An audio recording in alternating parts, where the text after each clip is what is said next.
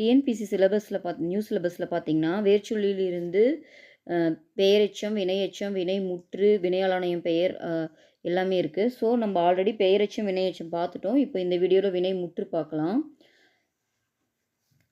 தமிழோட சிறப்பு என்னென்னு பார்த்தீங்கன்னா, அந்த தலைப்புலேயே நம்மளுக்கு அதோட பொருள் விளங்கிருங்க. இங்கே பாருங்கள், முதல்ல வினைமுற்று கொடுத்துருக்காங்களா, இதுலேயே தெரிஞ்சு போச்சு. நம்ம எதை முற்றுன்னு சொல்லுவோம்? ஒரு செயலை முற்று பெற்று இருந்தால் தான் நம்ம அதை முற்றுன்னு சொல்லுவோம். ஸோ வினைமுற்றுனா ஒரு முற்று பெற்ற செயலை தான் வினைமுற்றுன்னு சொல்கிறாங்க. இங்கே பாருங்கள், எக்ஸாம்பிள் என்ன கொடுத்துருக்காங்க? வினைமுற்று மலர்விழி எழுதினாள், கண்ணன் பாடுகிறான், மாடு மேயும். இத்தொடர்களில் எழுதினாள், பாடுகிறான், மேயும் ஆகிய சொற்களை கவனியுங்கள். இச்சொற்களின் பொருள் முழுமை பெற்று விளங்குகிறது. இவ்வாறு பொருள் முற்று பெற்ற வினைச்சொற்களை முற்றுவினை அல்லது வினைமுற்று என்பர்.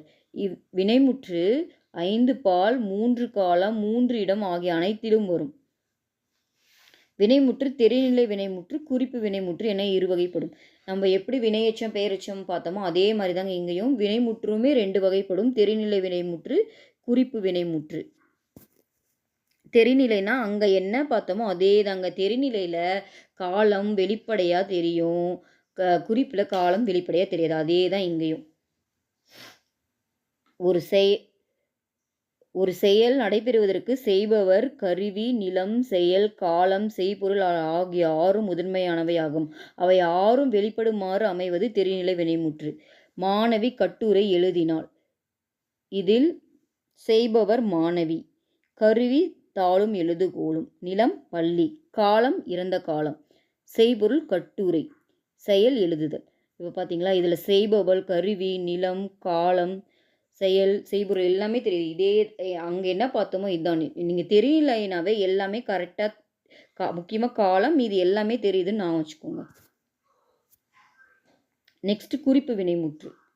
பொருள், இடம், காலம், சினை, குணம், தொழில் ஆகியவற்றில் ஒன்றனை அடிப்படையாக கொண்டு காலத்தை வெளிப்படையாக, அங்கே என்னவோ அதே தான் இங்கேயும், காலத்தை வெளிப்படையாக காட்டாது செய்பவரை மட்டும் வெளிப்படையாக காட்டும் வினைமுற்று தான் குறிப்பு வினைமுற்று. எப்பயுமே குறிப்பு வினைமுற்று நம்மளுக்கு காலத்தை கண்டுபிடிக்கவே முடியாது, ஆனால் அதோட பண்புகளை நம்ம கண்டுபிடிக்கலாம். அது இங்கே 6 பொருளில் வரும்னு சொல்லியிருக்காங்க. ஃபஸ்ட்டு பாருங்கள், பொன்னன். இதே இடப்பொருளில் வந்துச்சுன்னா தென்னாட்டார், காலத்தில் வந்துச்சுன்னா ஆதிரையான். சினைனா உறுப்புங்க, இது வந்து கண்களை உடையவன் அப்படின்னு அர்த்தம். சினைனா கண்ணன், பண்புல கரியன், தொழில் வச்சு சொல்கிறதுனா எழுத்தன். ஸோ தெரிநிலை குறிப்பு வினைமுற்று அன்றி இப்போ 2 வினைமுற்று பார்த்தோமா. இது இல்லாமல் இன்னும் 2 வினைமுற்று இருக்குங்க. ஏவல் வினைமுற்று, வியங்கோல் வினைமுற்று. ஏவல் வினைமுற்று அப்படின்னா என்னென்னா, இதுவும் பாருங்கள் தலைப்பிலே தெரிஞ்சுது. ஒரு செயலை ஏவு மாதிரி செய்கிறது தான் ஏவல் வினைமுற்று. இங்கே எக்ஸாம்பிளுக்கு பாருங்கள், பாடம் படி, கடைக்கு போ. இத்தொடர்கள் வந்து ஒரு செயலை செய்யுமாறு கட்டளையிடுறோம். இந்த மாதிரி வர்றது ஏவல் வினைமுற்று. இவ்வாறு தன் முன் உள்ள ஒருவரை ஒரு செயலை செய்யுமாறு ஏவும் வினைமுற்று ஏவல் வினைமுற்று எனப்படும். இது ஏவல் வினைமுற்று ஒருமை பன்மை ஆகிய 2 வகைகளில் வரும். எழுது அப்படின்னு சொல்கிறது ஒருமையில், நம்ம முன்னாடி இருக்கவங்க எழுது அப்படின்னு ஒருத்தர் தானே சொல்லுவோம், அது ஒருமை. பல பேர் இருந்தாங்கன்னா எழுது மீன் அப்படின்னு சொல்கிறது இது வந்து பன்மை. ஆனால் இந்த மாதிரி இப்போ நம்ம யாரோ சொல்கிறோமா, எழுது மீன்லாம் இப்போ சொல்கிறது கிடையாது. நம்ம நிறைய பேர் இருந்தால் என்ன சொல்லுவோம், எழுதுங்கள் அப்படின்னு சொல்கிறோம். ஸோ எழுதுங்கள்ன்றது இக்கால வழக்குங்க. ஆனால் முந்தைய காலத்துலலாம் எப்படி சொல்லுவாங்கன்னா எழுது மீன் அப்படின்னு சொல்லுவாங்க. நெக்ஸ்ட்டு பார்த்தீங்கன்னா வியங்கோல் வினைமுற்று. வியங்கோல் வினைமுற்றுனா என்னென்னா, வாழ்த்துதல், வைதல், விதித்தல், வேண்டல் ஆகிய பொருட்களில் வரும் வினைமுற்று வியங்கோல் வினைமுற்று. இவ்வினைமுற்று 2 திணைகளையும் 5 பால்களையும் 3 இடங்களையும் காட்டும். இது 3யுமே காட்டுங்க. அப்புறம் இன்னும் முக்கியமானது, இது எப்படி நம்ம இது வியங்கோல் வினைமுற்று தான் அப்படின்னு கண்டுபிடிப்போம்னா, க, இய, இயர், அல் அப்படின்னு ஏதாவது ஒரு விகுதி பெற்று வருங்க. பாருங்கள், ஃபார் எக்ஸாம்பிள் ஃபஸ்ட்டு என்ன கொடுத்துருக்காங்க, வாழ்க. இங்கே பாருங்கள், விகுதி வந்து கா வந்திருக்கு, கரெக்டுங்களா? ஒளிகை இங்கே கா வந்திருக்கு, இயர் வந்திருக்கு பாருங்கள்.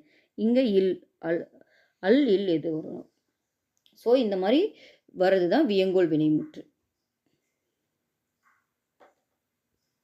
நெக்ஸ்ட்டு ஏவல் வினைமுற்றுக்கும் வியங்கோல் வினைமுற்றுக்கும் உள்ள வேறுபாடுகள் குடுத்துருக்காங்க. பாருங்க ஏவல் வினைமுற்று முன்னிலையில் வரும். நம்ம என்ன யாரோ முன்னிலையில இருக்கும்போது நம்ம ஏவுவோம். அதனால இது முன்னிலையில் வரும். வியங்கோள் வினைமுற்று பார்த்தீங்கன்னா, இருதிணை, ஐம்பால், மூவிடம் பொதுவா சொல்லுவாங்க. ஆனா இது முன்னாடி இருக்கவங்களுக்கு தான் நம்ம கட்டளை போடுவோம். அதனால இது முன்னிலையில் வரும். இது வந்து பார்த்தீங்கன்னா, எல்லா இடத்துலயும் வரும். இருதிணை, ஐம்பால், மூவிடங்களுக்கும் பொதுவா வரும். ஓகேங்களா?